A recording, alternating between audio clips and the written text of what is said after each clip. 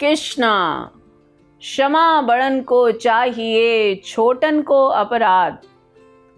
जो एक बड़ा व्यक्ति है, एक महान व्यक्ति है, वो क्षमा कर देता है, और छोटों को अपना क्षमा करना एक बहुत अच्छा गुण है।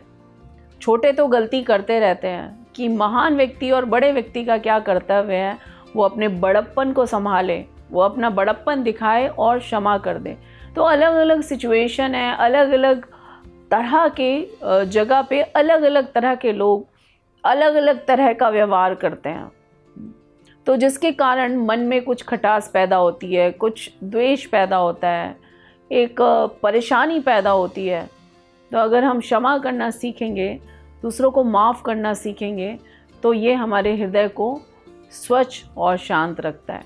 तो ऐसी स्टडी आती है अमेरिका की, 94% लोग क्षमा को एक बहुत इम्पॉर्टेंट चीज़ बताते हैं, एक महत्वपूर्ण गुण बताते हैं। वो एक्सेप्ट करते हैं कि क्षमा करना एक अच्छे गुणों में आता है और बहुत ज़्यादा ज़रूरी है क्षमा करना। तो ऐसे भी बहुत सारी रिसर्चेस होती रही हैं, जिसमें देखा गया है कि जो व्यक्ति क्षमा कर देता है, वो बहुत सारी मानसिक और शारीरिक बीमारियों से दूर रहता है। और क्षमा नहीं कर पाता तो उसके अंदर क्रोध, अंदर हृदय में रहता हुआ क्रोध उसको मन में घोटता रहता है, वो सहन करता रहता है, और वो व्यक्ति चिड़चिड़ा हो जाता है। और चिड़चिड़ा व्यक्ति कभी भी अपना गुस्सा किसी के ऊपर भी निकालता रहता है, तो उसका स्वभाव भी बदल जाता है। इससे अच्छा है कि उसको क्षमा कर दे उस व्यक्ति को, और फिर उसके बाद क्या करे, उससे संबंध भी अच्छे बन जाएंगे। हाँ, अगर कोई व्यक्ति ज़्यादा चालाकियाँ कर रहा है, बदमाशियाँ कर रहा है, तो हम उससे अलर्ट रह सकते हैं आगे भविष्य के लिए, लेकिन हृदय से उसको क्षमा कर सकते हैं।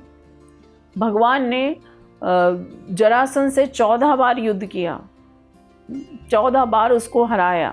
भगवान चाहते उसको तुरंत ही ख़त्म कर सकते थे, तभी के तभी ख़त्म कर सकते थे, लेकिन फिर भी भगवान सहन करते रहे। हम भगवान के जब आए भगवान धराधाम पे, और जितनी भी लीलाएं की, उसमें क्षमा एक महत्वपूर्ण तत्व है। जबकि भगवान आए थे दुष्टों का विनाश करने के लिए और साधुओं की रक्षा करने के लिए, फिर भी भगवान ने जितने भी दुष्ट लोग थे, जितने भी असुर थे, उनको बार बार चांस दिया सुधरने के लिए। भगवान चाहते थे कि किसी भी तरह से सुधर कर भगवान की शरण में आए, लेकिन फिर भी जब वो लोग नहीं माने, तब उनको दंड दिया गया। भगवान ने पूतना को माँ का दर्जा दे दिया, जबकि पूतना भगवान को विष दे के मारने के लिए आई। तो भगवान हृदय से भगवान क्षमा कर देते हैं। ऐसे ही भगवान ने रावण को कितनी बार क्षमा किया। अगर वो भगवान लास्ट तक भी कहते रहे कि अगर रावण उनकी शरण में आ जाएगा तो उसको क्षमा कर देंगे, लेकिन रावण नहीं माना, और कितने लोगों के लिए संकट का कारण बना हुआ था, और उसका नीति के अनुसार उसको दंड देना बहुत ज़्यादा आवश्यक हो गया था, इसलिए उसको दंड दिया गया। उसके बाद जब उनका आखिरी संस्कार किया गया था, तो विभीषण करने के लिए तैयार नहीं थे, लेकिन भगवान, क्योंकि रावण को क्षमा कर चुके थे, भगवान ने विभीषण को समझाया कि ये तो अब आत्मा के लिए घृणा करना बिल्कुल भी अच्छा नहीं है। तो विभीषण ने भी अपने भाई को क्षमा किया और उनका अंतिम संस्कार किया। तो इस तरह से हम देख सकते हैं कि क्षमा एक दैवी गुण है, देवताओं का गुण है, दिव्य गुण, डिवाइन क्वालिटी, जो हमें अपने अंदर जरूर इम्बाइब करनी चाहिए। तो हम देखेंगे छोटी छोटी चीज़ों में हम क्रोधित होते रहते हैं, मन में एक गांठ बांध लेते हैं, तो हमारे रिश्ते भी उससे बहुत ज़्यादा सफ़र कर रहे होते हैं। आपस में सामंजस्य नहीं रहता, परिवार के अंदर सामंजस्य नहीं रहता, हर कोई एक दूसरे से द्वेष करके बैठा है, क्षमा नहीं कर रहे। तो छोटी छोटी गलतियां इंसान से हो जाती हैं, हमें तुरंत माफ़ करते करते आगे बढ़ जाना चाहिए। अगर हम उनको एक विष की ग्रंथि बना लेंगे तो हमारा ही स्वभाव परिवर्तित होने लग जाएगा, जो हमारे जीवन में हमारा ही नुकसान करने वाला है और किसी का नुकसान करने वाला नहीं है। विदुर जी का एग्जाम्पल है, विदुर जी का उदाहरण है। जब विदुर जी ने धृतराष्ट्र को समझाने का प्रयास किया कि आप जो दुर्योधन का पक्ष ले रहे हैं और पांडवों के अगेंस्ट हैं आप, ये अच्छा नहीं है, धर्म के विरुद्ध है, आप दुर्योधन को समझाएं, पांडवों से बदला ना लें। लेकिन धृतराष्ट्र ने माना नहीं, और धृतराष्ट्र बहुत गुस्सा हो गए विदुर जी पे, उनको निकाल दिया था राज्य से बाहर। बाद में उन्होंने रियलाइज़ किया संजय को भेज कर विदुर जी को बुलाया, तो विदुर जी ने उनको समझाया, और विदुर जी के मन में उनके लिए कोई द्वेष नहीं था। उनको समझा भी रहे थे, लेकिन उसके साथ साथ वो अलर्ट भी थे विदुर जी धृतराष्ट्र के लिए। और इसके कारण बहुत बार उन्होंने उनकी कूटनीति के अंदर पांडवों की रक्षा की, उनको बताकर समझा के, क्योंकि वो अलर्ट थे। कई बार ऐसा व्यक्ति है जिसको हम क्षमा कर देते हैं, लेकिन वो उस व्यक्ति की आदत ऐसी है आपके साथ कुछ गलत करने की, तो वहाँ पर हमको अलर्ट रहना चाहिए। ये नहीं कि क्षमा कर दिया और हम अलर्ट ना रहें उसके प्रति।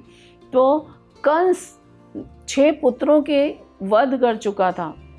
वसुदेव और देवकी के 6 पुत्रों का वध करने के बाद क्षमा मांगने लगा था वो, लेकिन वसुदेव जी ने क्षमा कर दिया था कंस को, लेकिन अलर्ट थे। उनको पता था ये दुष्ट प्रकृति का व्यक्ति है, इसको मैं कितना ही क्षमा कर लूँ, कितना ही इसको माफ़ी दे लूँ, ये अगली बार वही स्टेप लेने वाला है। तो वो अलर्ट थे। उन्होंने नहीं बताया कि मैंने कृष्ण को गोकुल में भेज दिया है, कृष्ण वहाँ जा चुके हैं और हमारा ये ऐसा प्लानिंग है, कुछ भी नहीं बताया। तो जिसके कारण कृष्ण को बचा पाए, और कंस तो बहुत सारे असुरों को भेज के कृष्ण को मारने की प्लानिंग ही करता रहा, आखिर तक करता रहा। तो कई बार ऐसा होता है कि हम किसी को क्षमा कर देते हैं, लेकिन वो अपनी दुष्ट प्रकृति से बाज नहीं आता, क्योंकि उसकी स्वभाव ही ऐसा है। तो ऐसे लोगों से हमें अलर्ट रहना है, हृदय से क्षमा करना है। हृदय में हमें अपनी कोई ग्रंथि नहीं रखनी, कोई विष नहीं रखना। तो ऐसा हम करेंगे तो हमारा ही स्वास्थ्य के लिए अच्छा रहेगा, हमारे ही मानसिक शांति के लिए अच्छा रहेगा, हम अपना जीवन पॉजिटिवली जी पाएंगे। और अगर हमने क्षमा नहीं किया तो हमारा ही जीवन में कड़वाहट भर जाएगी, जो हमने दूसरों को भी देने वाले हैं। तो एक क्षमा एक दिव्य गुण है जो हमारे जीवन में बहुत कुछ हमें दिलाता है। हमारी मानसिक शांति, हमारा शारीरिक स्वास्थ्य, हमारे सुंदर रिश्ते, हमारा अच्छा सोशल सर्कल, अच्छा समाज और आध्यात्मिक जीवन में प्रगति। अगर हम ऐसे ही द्वेष और ऐसे ईर्ष्या और ऐसे क्रोध अपने हृदय में रखेंगे तो किस तरह से शुद्ध होंगे। और एक व्यक्ति एक शुद्धि के प्लेटफॉर्म पे आकर ही भक्ति कर सकता है, भगवान की शरण में जा सकता है। तो भक्ति करने के लिए तो बहुत अधिक ज़रूरी है कि हम अपना शुद्ध हृदय बनाएं। छोटी छोटी बातों में ग्रजेस ना रखें, उससे निकलें, अपने हृदय को शुद्ध करें। तो शुद्ध हृदय में ही भगवान का वास हो सकता है, राम का वास हो सकता है, कृष्ण का वास हो सकता है, और हम अपने आध्यात्मिक जीवन में प्रगति कर सकते हैं। जब तक भगवान के निर्देश हम कैसे समझेंगे, कैसे जानेंगे, जबकि हमारा हृदय ही शुद्ध नहीं है, उसके अंदर ही बदले की भावना है, उसके अंदर ही द्वेष है, उसके अंदर ही ग्रंथियाँ पड़ी हुई हैं, कैसे हम अपने जीवन में प्रगति कर सकेंगे। तो हमें बहुत अधिक ज़रूरी है, अगर हमें अपने भक्ति का जीवन सफल बनाना है, भगवान से प्रेम करना है, तो एकदम शुद्ध हृदय के साथ लोगों को क्षमा करते हुए चलें और अपने जीवन की सर्वोच्च सिद्धि प्राप्त करें, वो जो कि है कि भगवान का प्रेम। हरे कृष्णा।